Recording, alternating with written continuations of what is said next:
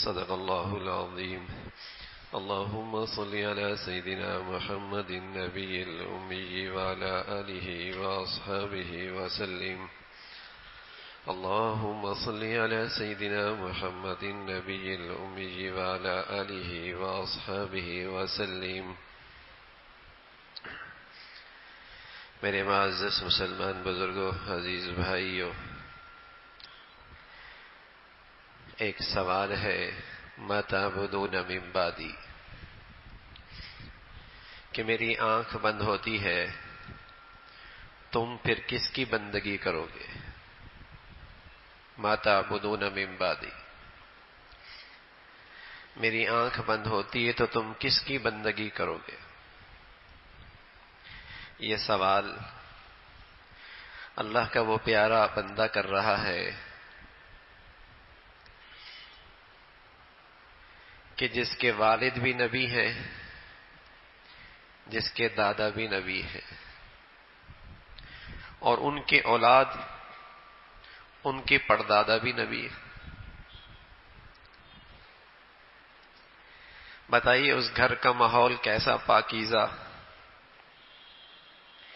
کہ ان بچوں کو اکٹھا کیا، اس اولاد کو اکٹھا کیا اپنی زندگی کی اس آخری گھڑی میں، جن کے ہاں باپ نبی، دادا نبی، پردادا نبی۔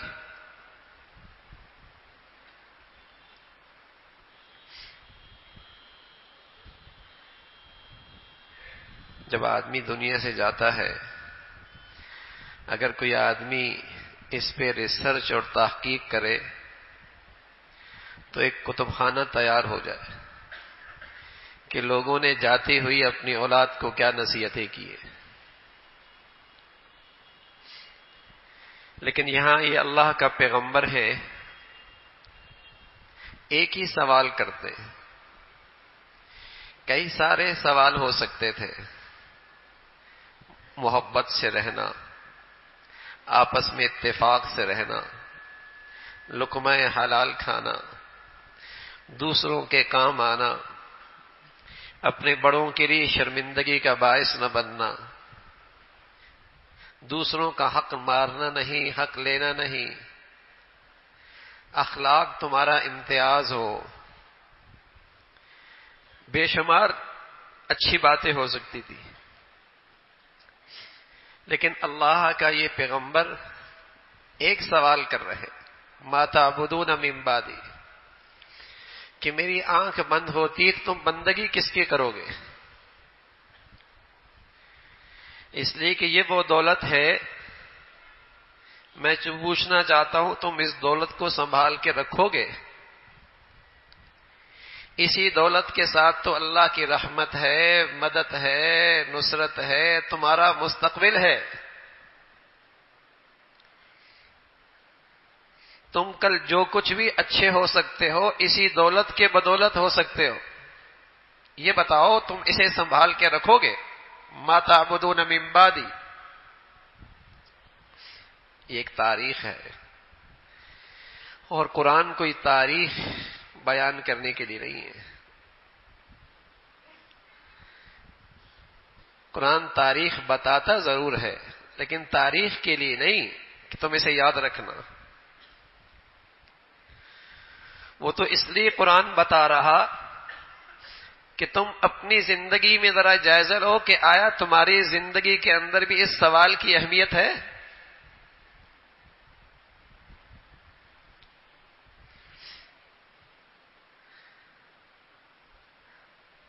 میں اپنے مہر کے لحاظ سے، خاندان کے لحاظ سے، معاشرے کے لحاظ سے جائزہ لوں کہ آج اس سوال کی اہمیت میرے ہاں بھی ہے کہ میرے مرنے کے بعد میری یہ اولاد، میرے بیٹے، میرے پوتے، میرے نواسے کس کی بندگی کریں گے؟ اس سوال کی اہمیت آج میرے گھر میں بھی ہے، میرے معاشرے میں بھی ہے، میرے خاندان کے اندر بھی اس کی وہی اہمیت ہے۔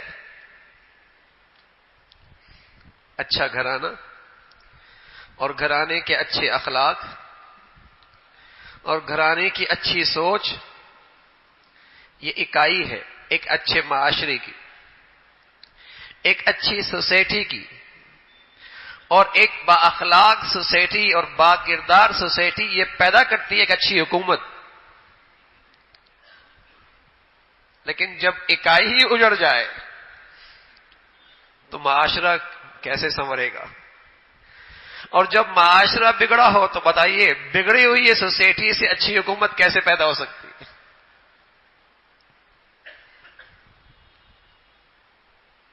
جب ترجیحات ہی بدل گئی، سوچ اور فکر ہی کے اندر فساد آ گیا، ما تعبدون من بعدی، اللہ کا پیغمبر ہے، حضور علیہ الصلوۃ والسلام سے پوچھے گا یا رسول اللہ سب سے زیادہ معزز کون ہے؟ فرمایا یوسف، اگر خاندانی لحاظ سے دیکھتے ہو تو یوسف ہے، باپ نبی ہے، دادا نبی ہے، پردادا نبی ہے، یہ وہ گھرانہ ہے۔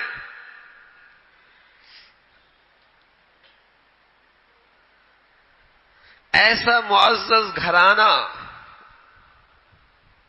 لیکن اس گھرانے میں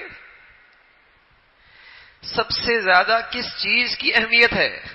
ما تعبدون من بعدی، حضرت یعقوب ہے، زندگی کے آخری گھڑیاں ہیں، دنیا سے جانے کا وقت ہے، بیٹے پوتے نواسے سب کو اپنے ارد گرد اکٹھا کرتے ہیں اور ان کے سامنے یہ سوال رکھتے ہیں ما تعبدون من بعدی، یہ بتاؤ کہ میری آنکھ بند ہو گئی تم اس دولت کی حفاظت کرو گے؟ اللہ کی بندگی،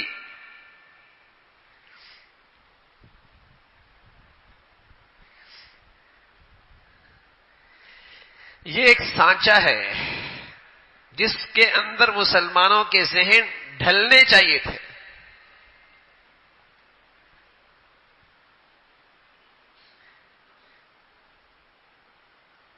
یہ ایک امتحان ہے کہ مسلمان دیکھے کہ آیا وہ اس پہ اتر رہا ہے،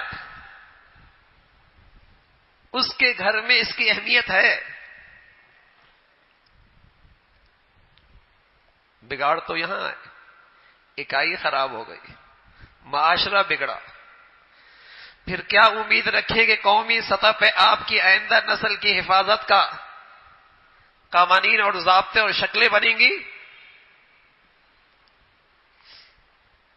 پھر کیا امید رکھتے؟ جب آج مسلمان جہاں اسے اختیار ہے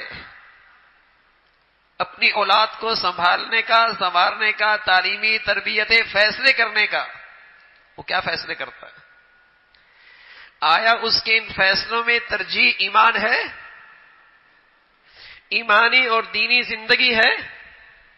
وہ تو کہتا ہے بس ایسا پرزہ بنا لوں اپنی اولاد کو کہ بس پیسہ آئے۔ تو جب گھر کی یہ سوچ ہوگی، معاشرہ اس سوچ پہ کھڑا ہوگا، پھر جو ریاست اور حکومت آئے گی وہ تو چاہے گی پیسہ آئے چاہے سب کچھ چلا جائے، دولت چلی جائے، ایمان کی غیرت چلی جائے، حیا چلی جائے، اور ایمان اور دین کے لحاظ سے آئندہ نسل تاریکی میں چلی جائے، اسے کوئی پرواہ نہیں۔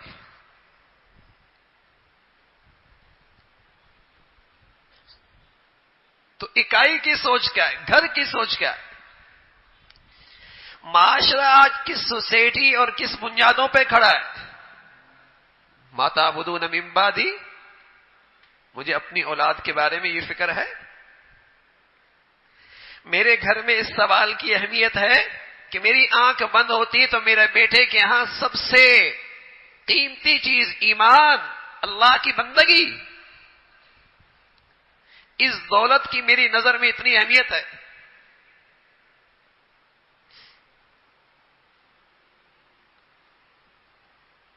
مسلمان قوم مسلمان کسی تسلسل کا نام نہیں ہے کہ جو بھی پیدا ہوگا وہ مسلمان ہوگا، وہ نسلی تسلسل کا نام نہیں ہے کہ جو بھی پیدا ہوگا وہ مسلمان ہوگا۔ مسلمان تو ایک سوچ، ایک عقیدے، ایک نظریے، ایک عمل کا نام ہے۔ یہ نہیں کہ ہندوؤں میں جو پیدا ہوا وہ ہندو ہو گیا تو مسلمانوں میں جو پیدا ہو گیا بس وہ مسلمان ہی رہے گا، چاہے وہ کچھ کرے نہ کرے، کچھ مانے نہ مانے.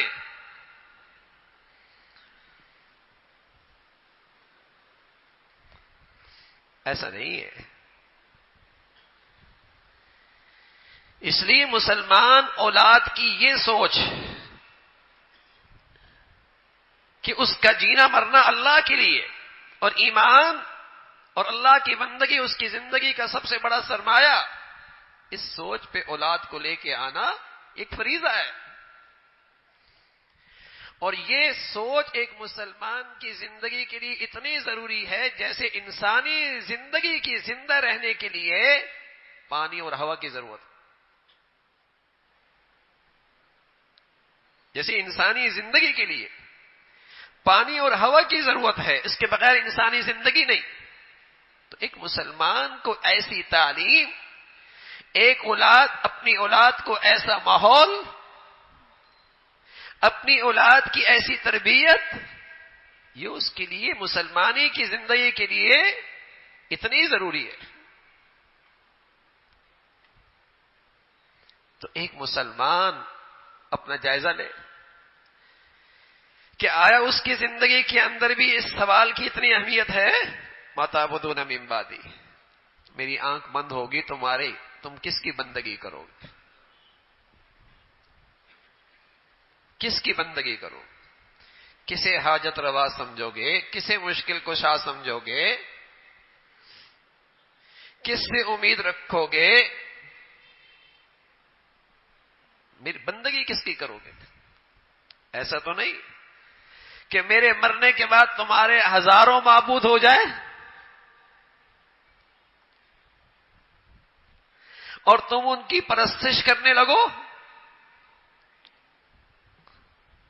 انہیں حاجت روا مشکل کشا، اور تمہاری امیدیں اس سے ایسی وابستہ ہونے لگیں جیسے خدا کا حق ہے. تم اس سے ایسے خوف رکھنے لگو جو اللہ کا حق ہے. گمراہی ہے، گمراہی ہے.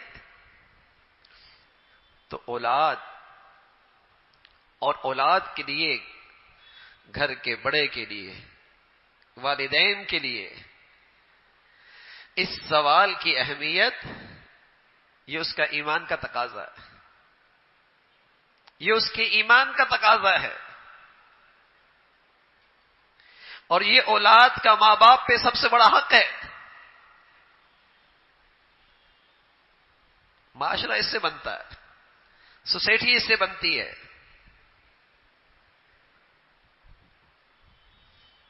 گھر کی اکائی پر تو یہ فکر مسلط ہو، اس پہ تو یہ فکر، اس کی اہمیت تو ہو. تو یہ جائزہ احتساب کی چیز ہے. اس لیے اللہ نے یہ تاریخ بتائی کہ ایک گھرانے کے اندر یہ نقشہ ہے زندگی کا، اور موت کی اس گھڑی میں وہاں یہ سوال ہو رہا ہے، ما تعبدون من بعدی. سبحان اللہ. بیٹے بولے، پوتے بولے، نواسے بولے، سب نے کہا قالوا نعبد الہک و الہ آبائک ابراہیم و اسماعیل و اسحاق الہ واحدا ونحن له مسلمون.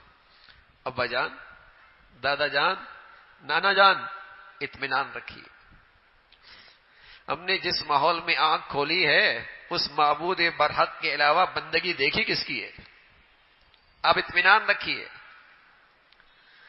آپ نے جو ہمیں پاکیزہ ماحول دیکھا ہے اس میں اس بندگی کے علاوہ گنجائش کہاں ہے؟ آپ اطمینان رکھیے.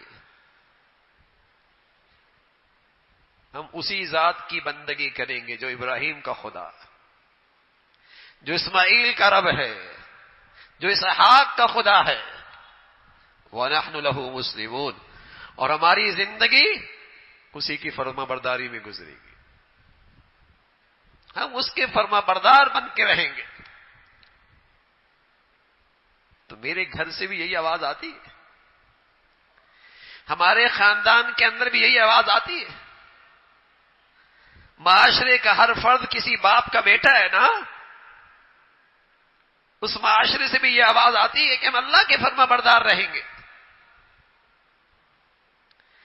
ہمارے لیے زندگی کا سب سے بڑی دولت اللہ کی فرما برداری.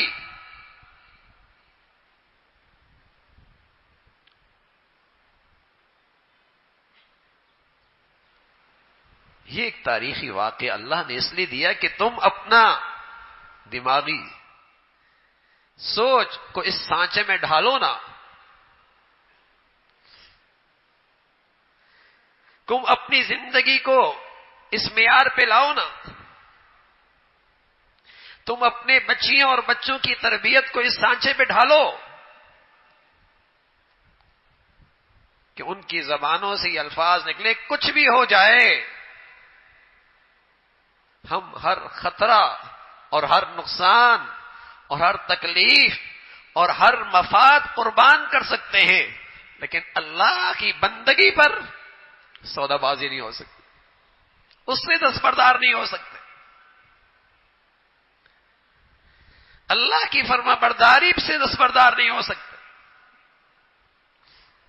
من احب للہ وابغض للہ واطاع للہ ومنع للہ فقد استکمل الایمان. ہم محبت کریں گے اللہ کے لیے، تعلق رکھیں گے جس سے اللہ کے لیے، اور کسی سے اگر بغض ہے، نفرت ہے، وہ بھی اللہ کی خاطر. ہمارا سارا لینا دینا اللہ کے لیے، ہمارے تمام حرکات، سکنات، فیصلے اللہ کی خاطر ہوں گے. فرمایا یہ ہے زندگی اللہ کو پسند. فقط استکمل الایمان، یہ ہے کمالی ایمان.